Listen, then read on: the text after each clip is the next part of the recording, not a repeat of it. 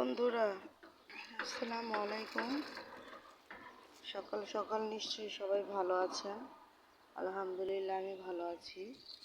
এই যে বন্ধুরা, টমেটো রেখে দিয়েছি পাখি খাওয়ার জন্য।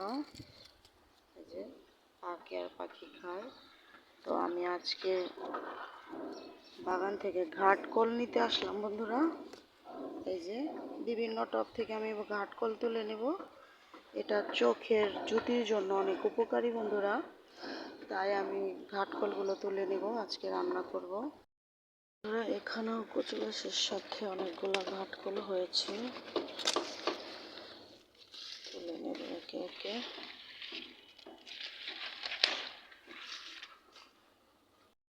গুলো হয়ে গেছে বন্ধুরা, আরো কয়েকটা তুলে দিচ্ছি।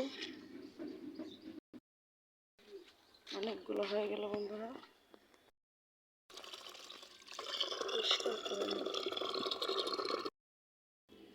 তো বন্ধুরা, আমার ঘাটকলগুলো কেমন হলো কমেন্টস করে জানাবেন। আজকে এই পর্যন্ত। আল্লাহ হাফিজ, আসসালামু আলাইকুম। সবার জন্য শুভকামনা ও দোয়া রইল।